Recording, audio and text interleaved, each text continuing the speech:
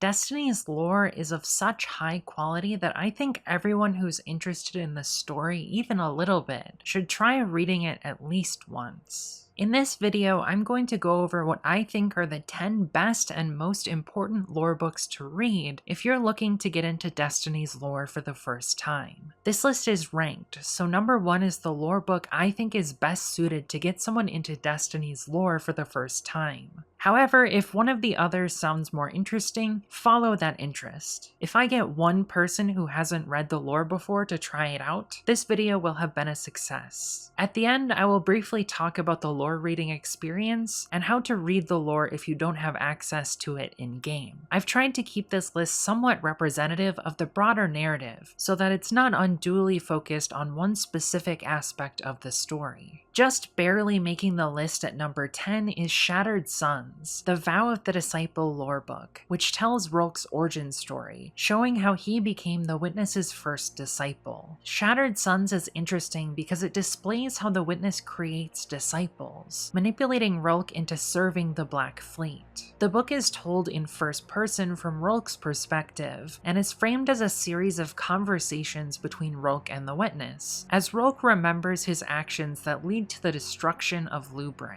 The syntax is a bit unusual compared to normal prose. Rolk's speech is written with normal syntax while his thoughts are enclosed by parentheses, and the Witness's speech is surrounded by dashes. This makes it a bit confusing to parse at first, but once you start to understand the structure, it starts to flow. Number 9 is the Chronicon from Season of Opulence. I've heard people disregard this lore book because it's fanfiction written by Callus's loyalists, but I think this completely misses the point of the book. The Chronicon starts as a propaganda record of Callus's exile, with each entry titled as a number representing the number of days that have elapsed since the voyage began. The numbers as days interpretation comes specifically from DLXXVIII, or 578, and DLXXIX, or 579, which are the arrival of the Leviathan to the Void, ending with Callus exiting in a spacesuit, and a recount of his time outside the ship, which is stated to have lasted 12 hours. Starting with DCCVII, the entry for the 807th day of exile, the scribes began writing about forthcoming events that devolve into hilarious fanfiction about how Callus thinks the end of life will unfold. This means that day 807 occurs at some point during Season of Opulence. This could be used to construct a timeline of the voyage, but the timeline is a little wonky if each entry is supposed to be one Earth day. We can treat the first half of the Chronicon as a warped retelling of true events that's designed to make Callus look as good as possible, while the second half is fanfiction that doesn't depict true events, but provides even more insight into Callus's goals and character, because they're what he hopes will happen in the future. With the release of Duality and Lightfall, we gained further context for what happens in the Chronicon, which helped further legitimize the book as important to understanding Callus's story. If you treat the Chronicon as a character study, I think it's a pretty valuable text for understanding Callus and how he came to ally with the Witness. If you want to learn more about the coup against Callus that causes the exile, you can read the Destiny 2 Collector's Edition lore. Number 8 is Dust, a lore book from Season of the Drifter. Dust tells the story of a cryptarch in training named Lavinia Garcia Umar Tawil, and her investigation into the Nine. It provides the most direct textual evidence we currently have about the nature of the Nine, and how they came to influence the Sol system. The ending is a bit ambiguous, which makes it great fodder for theories. I also think Dust will tie in pretty heavily to the next expansion, The Edge of Fate, because of the focus on the Nine. I picked Dust over Ecdysis because Dust is more directly about the Nine themselves, while Ecdysis focuses on the story of Orin the Emissary. Ecdysis is also a good read if you're looking for Nine-related lore though. Number 7 is Constellations from Season of the Dawn, which tells the story of the Speakers, humans who receive cryptic psychic visions from the Traveler that seem to foretell future events. The first 4 entries are about historical speakers, while the last is about the Speaker, the character from Destiny 1 who helps build and govern the last city after finding a way to re-establish communication with the Traveler, becoming a powerful religious leader among humans who worship the Traveler. While not directly about the Traveler, Constellations provides insight into the more mysterious aspects of its power and ways it communicates with species blessed by its light. Constellations also provides an interesting window into the mind of the Speaker and the government of the last city. Because the dreams are mystical and prophetic, they contain a lot of potential to unpack and reinterpret to understand the Traveler's motivations and non-linear relationship with time. Of note is that Constellations contains direct quotes from the Traveler that appear between sets of vertical lines. This syntax and mode of expression for the Traveler is revisited in the Sunder Doctrine lore. Number 6 is Marasenna from Forsaken, which tells the story of the Awoken's birth, starting during the events of the Collapse, all the way through their return to the Mother Universe from the Distributary. It's an interesting window into Awoken culture and history, showing how Mara becomes the person she is today. There's a lot of political intrigue and internal conflict in the Awoken throughout the narrative, as the Awoken figure out who they are and what their future holds. The Awoken of the Reef directly continues on from the end of Marasenna if you want to learn what happens afterwards, and the Dreaming City lorebook is also a good read to understand Mara's actions during the Taken War and Forsaken. Number 5 is the Hidden Dossier, the Witch Queen Collector's Edition lore, plus its continuation online. This lorebook is an epistolary novella that takes the form of messages sent to and from Ikora Rey. The messages are about a variety of topics, including the ideology of Ikora's network of spies, the Hidden, stasis, guardian power levels, the nature of the darkness, Savathun, the Awoken, Ikora's exegesis of the light and darkness, understanding of truth to power, and more. Truth to Power itself is a lorebook from Forsaken that Savathun sends to the Vanguard discussing the Dreaming City curse. It's filled with lies and is an interesting character study that reveals information about Savathun and the curse. You don't necessarily need to have read it to read the Hidden Dossier, but it's also a great lorebook. There are lots of valuable tidbits of lore in the whole dossier, but the discussions of light and darkness are what I think are most important. Ikora offers her understanding of the difference between the two paracausal forces through allegory and game theory. This is where the idea that the light forgets but the darkness remembers comes from. The dossier provides a characterization of the multicultural nature of the last city and its denizens, and addresses lots of open questions going into Witch Queen. Number 4 is the Rubicon, the Salvation's Edge lorebook from the Final Shape.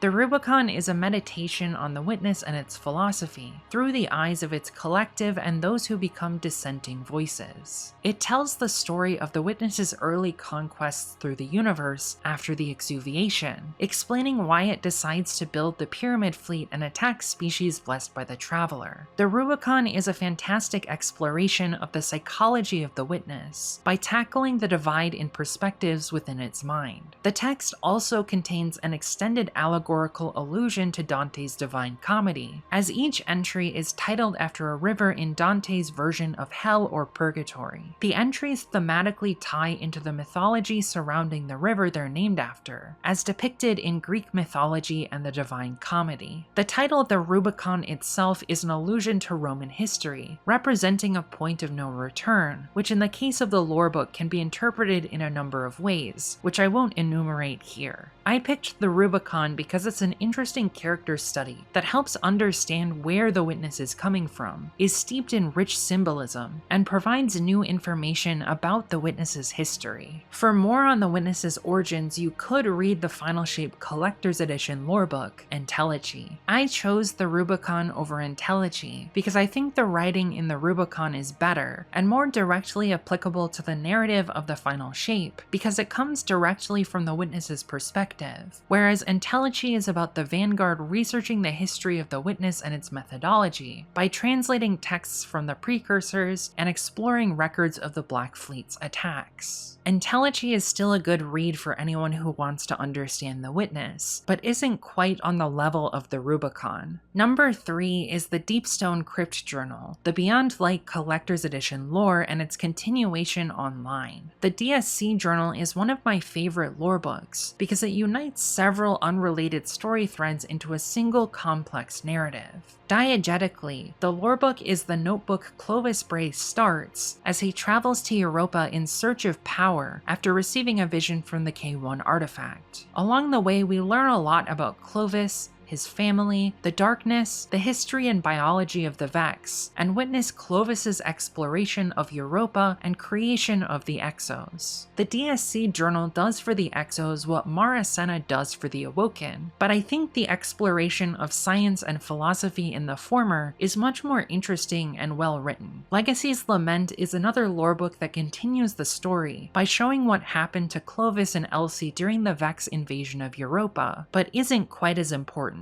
Number 2 is Unveiling, a lore book from Shadowkeep. Unveiling is the closest thing Destiny's fictional cosmology has to a creation story. The lore book is told from the Winnower's perspective, as they try to convince the reader of their ideology. Along the way, we learn foundational things about light, darkness, and the structure of the Destiny multiverse, and the cellular automata it's based upon. Unveiling is also heavily implied to be an origin story for the Black Garden, paracausal forces, and the Vex. The entire story is told through heavy metaphor and allegory, which provides me with new insights each time I go back and reread it. Diegetically, Unveiling is a text Eris translates from whispers she hears from the artifact the Guardian recovers from Nezarek's pyramid in Shadowkeep. As a text, Unveiling is incredibly thought-provoking and has a lot of implications for other lore. Before we get to number 1, I have some honorable mentions. Probably too many. First, we have the lore books I mentioned in previous entries that are related to the books on the list. The Destiny 2 Collector's Edition lore, Ecdysis, The Awoken of the Reef, The Dreaming City, Entelechy, Legacy's Lament, and Truth to Power. Next, we have a few lore books that didn't make the list, but I still think are quite important. In Spiral from Root of Nightmares, a meditation on the darkness with each entry being from the perspective of a different important character or faction. The Luna Journal from the Shadowkeep Collector's Edition, which tells the story of the K1 expedition's descent into madness caused by the anomaly, and The Dark Future from Beyond Light, which is the tale of one iteration of Elsie Bray's time loop.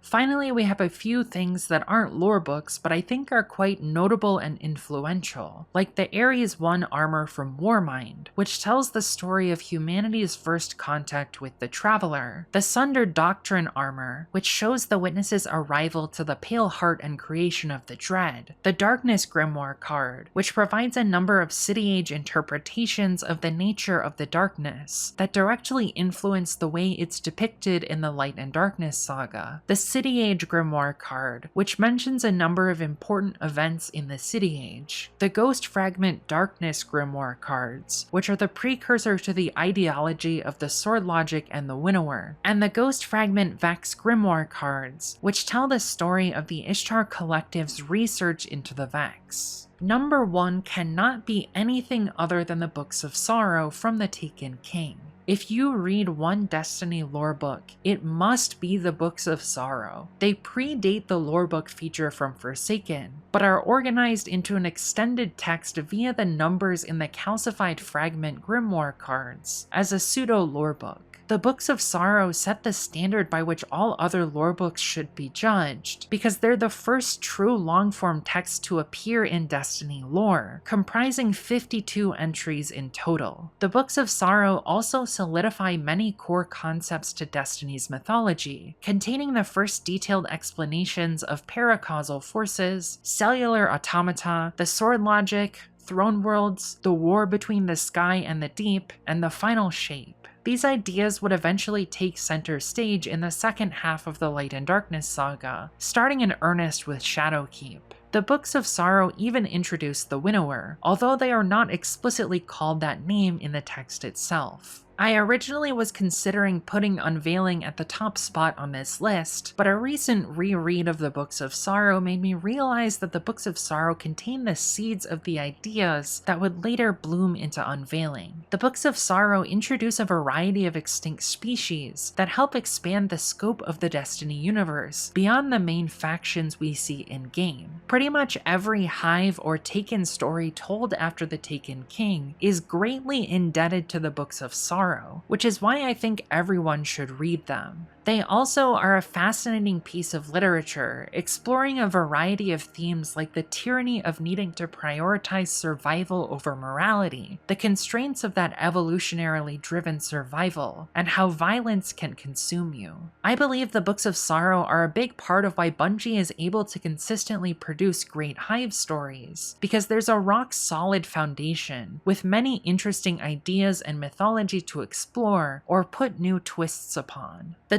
delivery of lore in Destiny 2 isn't really designed for engaging with the format in which they're written, short stories. Instead, the lore is treated more like supplemental rewards that are unlocked for players after achievements in-game. This model is a bit frustrating to engage with sometimes, because delivery is an afterthought, making it hard to find and connect related pieces of lore in-game. Most lore tabs in Destiny 2 are from items like weapons, armor, or equipment that are thrown into the Collections tab in a completely haphazard way that makes it hard to track down where the lore actually is and tell what source it came from. For example, there's no way to just look at all of the lore from a specific raid like Vow of the Disciple. The armor, ghost shell, sparrow, and lore book all live in completely different places in the menus, making reading them together in order quite difficult. This is even worse for expansions or seasonal stories, which also have lore tabs on legendary weapons, which are all separated by weapon type and not organized in any logical way within those types. This disorganization adds a lot of friction between players who are curious about the lore of a specific activity and want to learn more, but don't have all of the specific items on their character or even know what lore tabs are available to them. You have to actively seek out the lore in Collections for any kind of coherent reading experience. The lorebook feature is a bit better because it's at least somewhat sorted by subject and organized into books with dedicated orders. However, it still has the problem of being completely disconnected from the acquisition source and related lore tabs that live on items. The game also usually doesn't tell you how to unlock lore books either, so if you are interested in reading a lore book but don't know where it comes from, you would have to Google the acquisition source. I understand that this is because most lore books are tied to secrets and triumphs in-game, but this makes it difficult to tell if you're missing a lore entry or book because you haven't done something yet, or if the game is just bugged. All of these things together mean that when trying to read the short stories or novellas that the writing team has written to flesh out the world, you can't really treat it like a book, which I think is a shame. However, there is an alternative. The lore is available in the Destiny API, which means that there are websites like ishtarcollective.net that pull the lore from the API and host it online, archiving it in a searchable and sortable format. This makes for a much better reading experience and allows you to actually consume the short stories like short stories. However, Ishtar Collective doesn't have all of the lore that's ever been published. There are some miscellaneous things that were never in the API, like the Destiny 2 comics, which you can read on Bungie.net, or the lore books that shipped as physical parts of the collector's editions, which Bungie usually only sells during the pre-order period for the expansion, meaning you can't buy old ones anymore unless you want to scour eBay. You can find archival transcripts online in a few different places, most notably the Collector's Edition Archive project, curated by Ace of Hearts. Finally, there are the Grimoire anthology books, which contain a variety of lore collected into a single volume about a particular topic. These books are almost completely composed of previously published material, but each book has a small amount of new entries in it. These can be purchased as physical books or ebooks from Bungie's store. I will have a list of links to these sources of lore in the pinned comment. If you haven't read the lore before, I hope you consider doing so. Leave a comment if if you do, because I'd be delighted to hear about your experience. If you've already engaged with the lore before, I'm curious what you think of my list of lore books. Are there any that I missed that you would recommend instead? Sound off in the comments. This video is a companion piece to the summary I recently made of the Light and Darkness saga. A link to that can be found in the description. This video was partially funded by my channel members. You can click the join button for access to exclusive perks like monthly bonus videos, your name in the credits, and more. Thank you to everyone for watching.